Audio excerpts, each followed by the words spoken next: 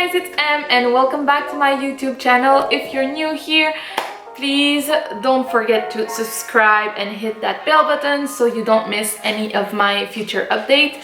And as you can see, I am right now wearing passion twist, and I'm gonna try a new kind of video for today because I really wanted to talk about some stuff and do something with my hair, because I've been wearing these for the past 3 weeks and a half. I'm going to take these out, but at the same time I really want to talk a little bit about the trip I just had in Korea, in South Korea. I've been there from the end of May until the end of June.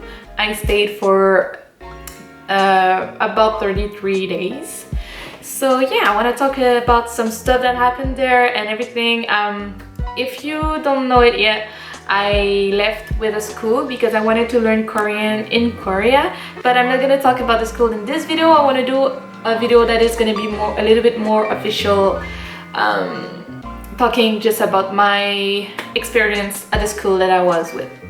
So yeah, without further ado, let's get started. So the first thing I kind of want to address is I was surprised because I was expecting to experiment a lot of racist in South Korea, because before leaving I watched a lot of vlog about black girls being in South Korea, either for a trip or if they were either in a trip, working there or living there. And a lot of them were talking about, sorry, I just came back from work, so my English is not that good, my brain is tired.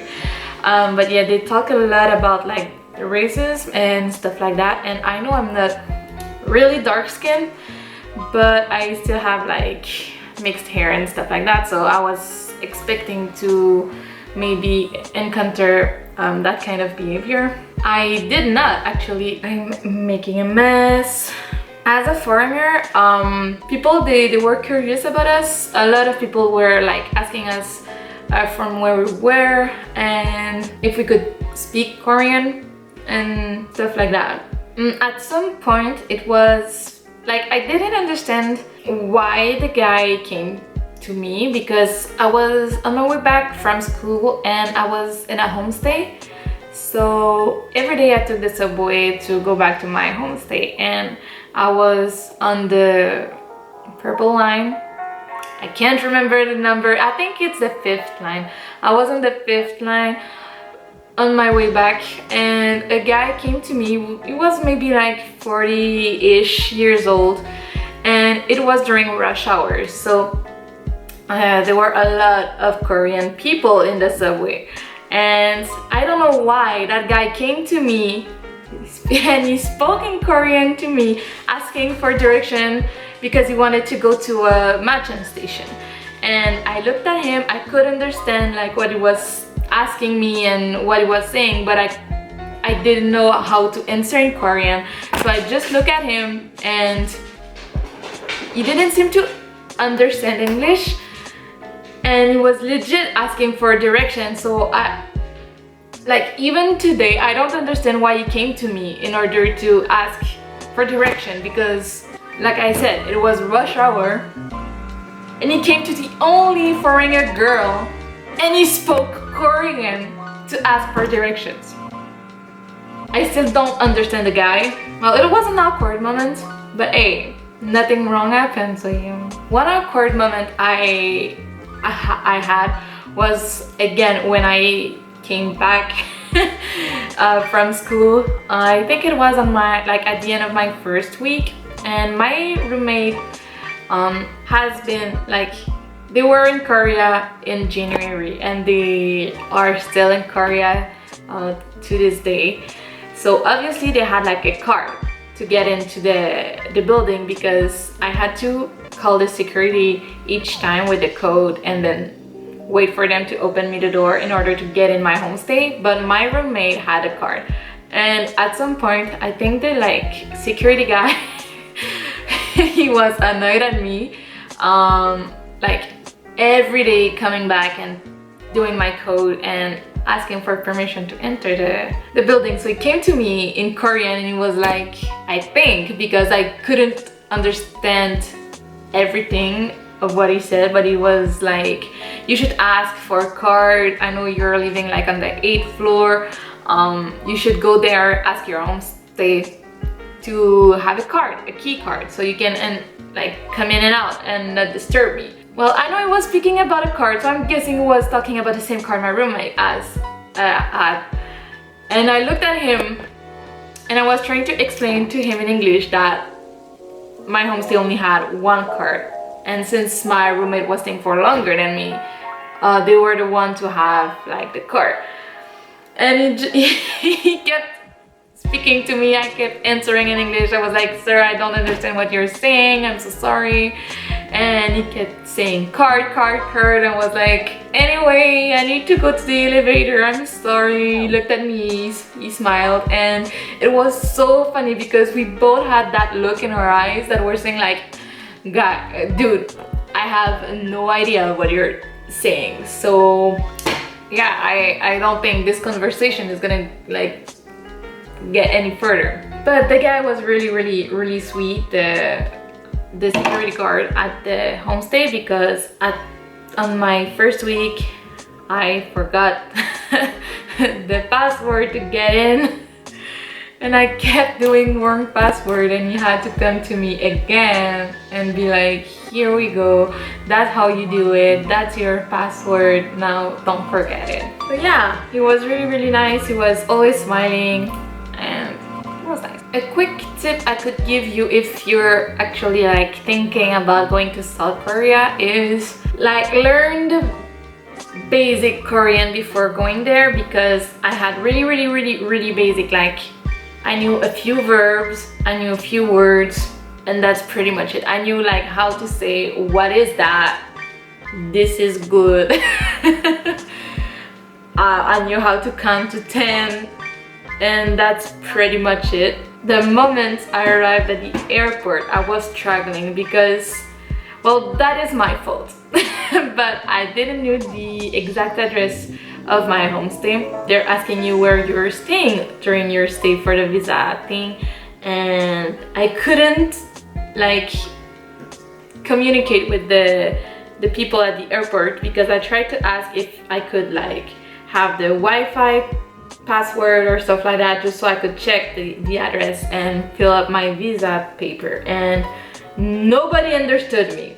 I was expecting people to speak more English in South Korea than they did, because I know I'm gonna go back eventually to South Korea, but I really want to improve my Korean before going back there, because I want to be able to communicate with people and not struggle. Because thank God I could read Korean, because I got lost on my second day. I couldn't read like the street name and stuff like that. I would still be looking for my way because I have a really poor sense of orientation. So yeah, that was a fun time. I was lost 5 minutes away from my homestay for more than 1 hour. Great time. I actually for some reason didn't have the right address, so screw me, I guess. And Google Maps doesn't work there, and for some reason, and I think it's Never Map and they use Kakao Map, but for some reason like that night they were both not working for me. So that was great. People, they're really grateful that you're like trying to learn their language. At some point my friend and I, we went to the food market in Seoul. Like I said, like we're able to order in Korean. We were like doing okay. We could understand what people were saying and or asking if it was like basic Korean. The lady that served us, she was so happy and I don't know, proud, or I don't know, she was really like excited about the fact that we were learning Korean and we could actually order in Korean, that she gave us free food. Free food is always nice, so yeah. But the thing is, funny story, the lady, she gave us gluten-free tteokbokki. It's made out of rice. I'll put up like something here to explain what tteokbokki is, but basically it is really spicy.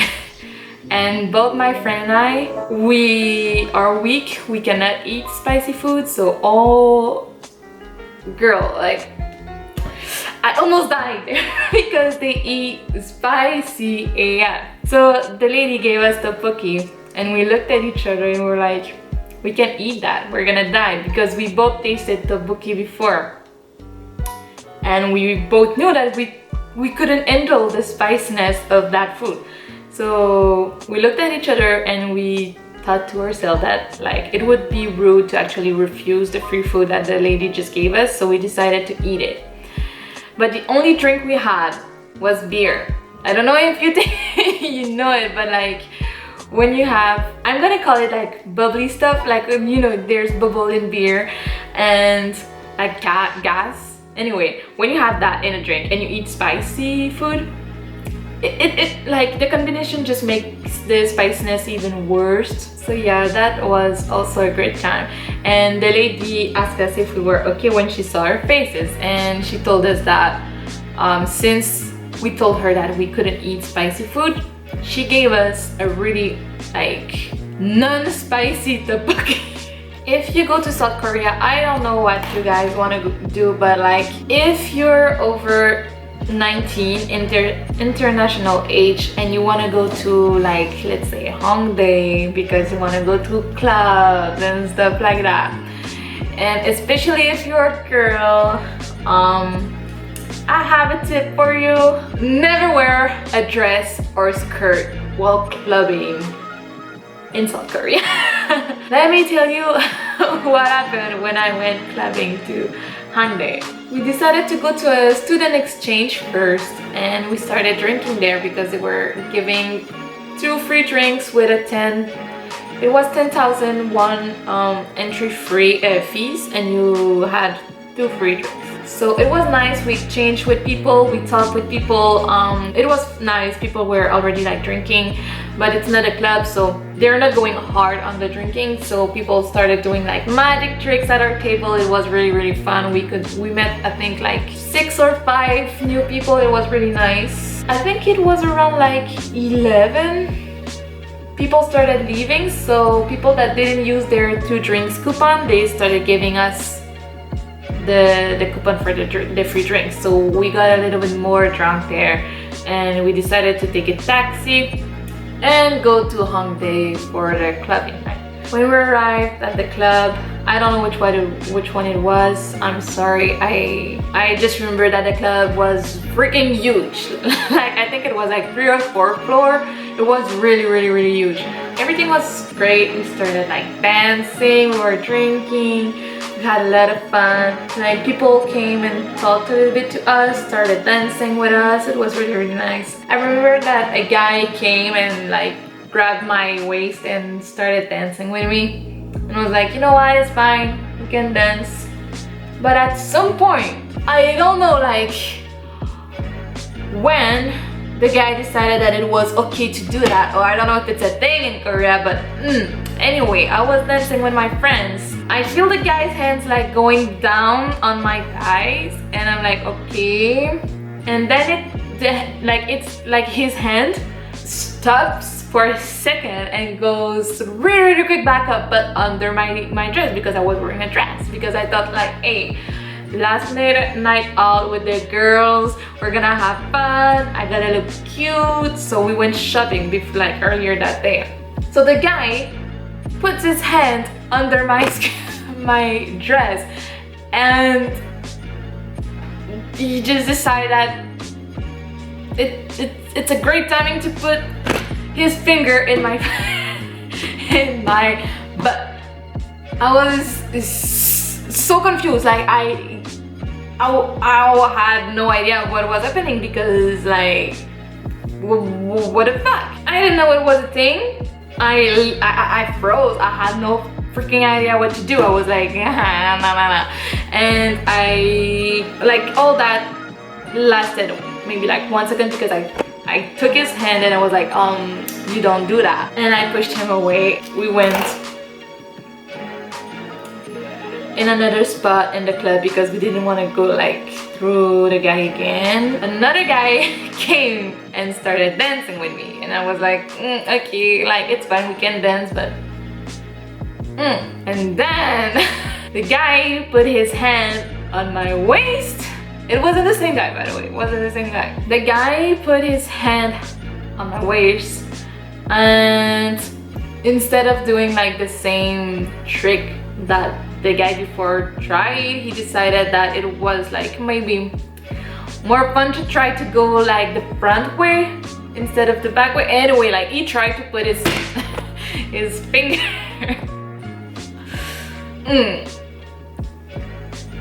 I was quicker to react that time. I grabbed his hand before he could even reach the girl down there and was like, that's not happening. No, I don't know. It's not happening. Except from the two guys that tried stuff. It was really nice. We had a lot of fun. So if I go back clubbing in South Korea, or clubbing at all, like anywhere in the world, I'm not gonna wear a skirt or a dress, or I'm gonna be wearing shorts under my skirt or dress. It was, except for the two incidents, it was like overall my best clubbing experience. When well, speaking of the ambience, the music and stuff like that. And speaking of the music, I was actually surprised because they didn't play a lot of K-pop music.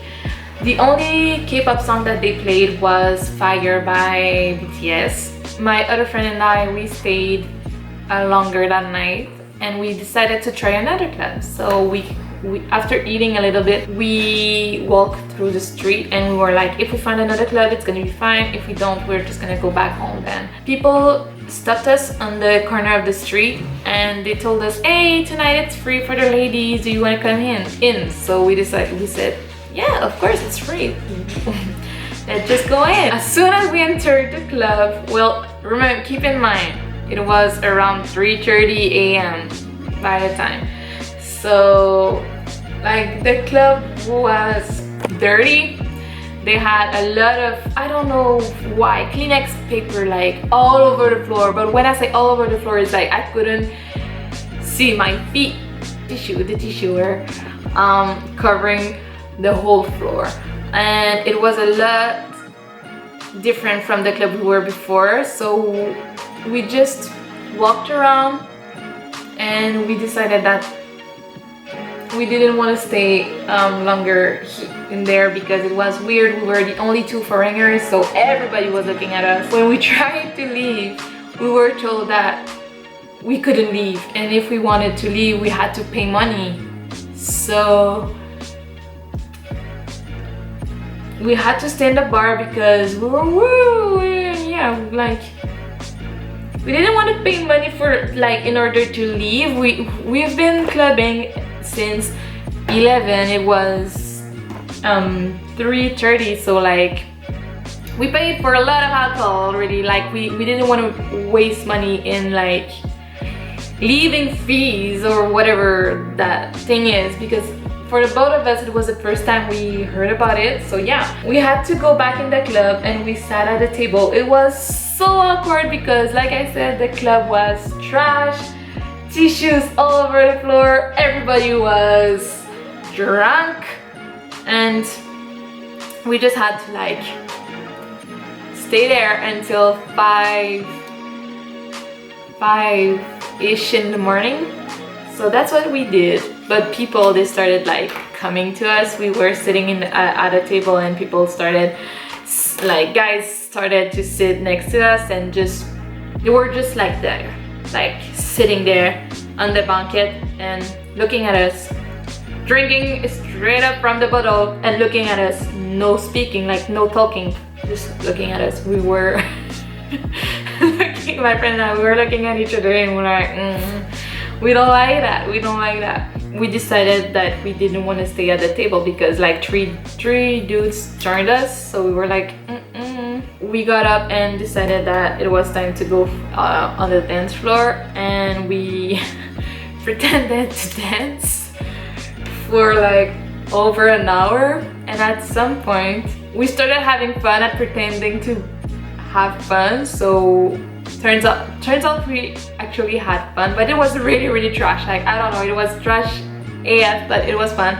And people, since we were like the only foreigners in that club, started to come again like towards us, and at some point they forced us to like go on stage and dance. They tried to get my friend on stage more than they tried to get me on stage, so I would like follow my friend on stage because I wouldn't let her be alone there. So yeah, it was really like, at the end it was weird but kind of fun. So like a weird fun. Everybody was like drinking directly from the bottle. They were like giving bottle, passing bottle through the crowd, but we did not drink that alcohol because you never know what they can put in there. Because in that bar we didn't drink any alcohol, so we started to like get sober as people were getting drunker. So I think maybe that's why it became like kind of fun and funny, because we could see like what everyone was doing. It was an experience. Like, I'm glad nothing weird or bad happened, and I'm glad I went there. But at that specific club, I don't think I'm ever going back. Anyway, I don't remember where it was. Me getting lost in Korea, actually it happened so much. I have one last experience about being lost in Korea, and I'm so glad because that time it happened and I wasn't alone. So basically I got a tattoo in Korea. I had a quick consultation, like I had to go see the tattoo artist. After school I went to the tattoo shop, and we were at Shinsa station, and we had to go, I think it's called Rodeo something station, but for some reason my friend and I'm so thankful that they decided to like come with me both time for the tattoo, because oh my god, I would have gave up. Like, anyway, and we had to go towards Rodeo something station, and we took the wrong way. So instead of just going down the third line, like doing a transfer to, I don't remember which line, I think it's the 7th, and then going to the yellow line, we did a transfer and we went all the way to the 2nd line. I think I'm gonna like put pop-ups if I'm wrong. And we got out at a station that we thought was the station for this the tattoo shop, and we realized that it wasn't it. So we checked, and instead of just like going up and continuing to go back to the Rodeo station, we went back on our steps. We continued past Shinsa station. We went up again and we did a whole like circle. Instead of just like going back and doing that, we went all the way. And well, at first it was a 20-minute ride. It was supposed to take 20 minutes because it's from Shinsa station to like Gangnam. Not the Gangnam station, but it's in Gangnam. So 20 minutes max. That's what it took for the 2nd time, because we know where we were going, so it took 20 minutes. But the first time, the ride took us 2 hours and 30 minutes. But yeah guys, I'm sorry it's kind of awkward like ending this video like that, but it's taking forever to undo these braids, like, well, patient twist. So I want to get it done as quick as possible, because I need to do like a hair mask. I need to wash my hair. It's like a wash day on a Wednesday, and it's already I think like 6:30, almost 7. Oh no, never mind, it's 6, like 12 past 6. Anyway, I want to be done as quick as possible, because as soon as possible, because like I have other stuff to do with my hair. So yeah, I hope you enjoyed this like new kind of video. I still want to talk so much about my trip to Korea, but like I said, I want to talk about the school specifically. I want to talk about like my experience overall. I think it might be like in the same video or in a different one, but I'll come back on my trip to Korea. I don't know when. I'm pretty busy. I'm working like always. I'm starting school soon, so yeah, I don't know when it's gonna be, but I'm gonna do it like when I have time. If you guys are interested in something I didn't cover in this video, and or you want to be sure that I mentioned that in my next video, feel free to comment in the comment section down below. And like I said, I hope you enjoyed this like new kind of video. Maybe I'll start doing more like, well, I'll just start doing get ready with me videos and stuff like that, because I missed filming. I love you guys. Thank you so much for the support you're showing me, and I will see you in my next video that will be hopefully soon enough. Bye bye guys, take care, and out. Wait on other people to be what you've been called to be. You can't wait on their affirmation. You can't wait on their approval. You can't wait on their support. Sometimes you just got to run and look behind you and say, everybody who wants to run, run, but I can't stop running because you're not running with me. Listen to me, hear me. You can't stop chasing your dream just because somebody in your life won't chase it with you.